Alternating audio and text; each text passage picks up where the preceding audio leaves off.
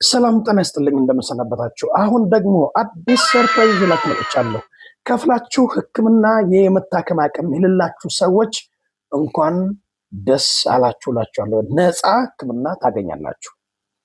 እንዴት ነው ነፃ ሕክምና የምናገኘው? መስፈርቱ ምንድን ነው? በነፃ ለመታከም ምንድን ነው ከኛ የሚጠበቀው የሚለውን በዝርዝር አስረዳችኋለሁ።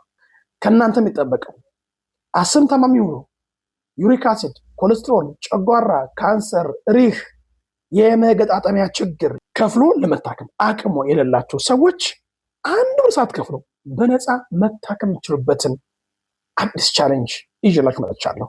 እንዴት ነው የምንታከመው? ከዛ በፊት የእኔ ቤተሰብ መሆን አለባችሁ። ዝም ብላችሁ አትሄዱ። እዩ መጀመሪያ እችን ፕላሷን ተጫኑልኝ። ቀጥላችሁ የልብ ቅርጿን ንኳት።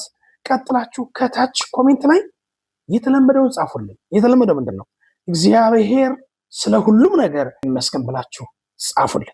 ከፍለው ለመታከም አቅሙ የሌላቸውን ሰዎች መረጃ የምንለዋወጥበት የዩቲዩብ ቻናል አለ። ይሄው ይታያቸዋል። ይሄ የዩቲዩብ ቻናል አላቸው። ይሄን የዩቲዩብ ቻናል ሰብስክራይብ በማስደረግ ብቻ ያለምንም ክፍያ መታከም እንድትችሉ በሬን ክፍት አድርጌያለሁ።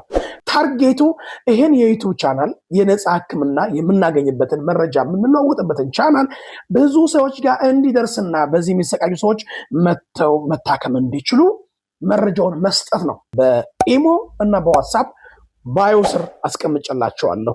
አደራ ምላችሁ ግን እዚህ ላይ አደራ ምላችሁ ስልክ ቀጥታ አትደውሉ እባካችሁ። የተቀመጠው ስልክ ቴሌግራም፣ ኢሞና ለዋትሳፕ ሐሳብ የምንለዋወጥበት ነው። ጥያቄያቸውን እዛ ላይ አስቀምጡልኝ።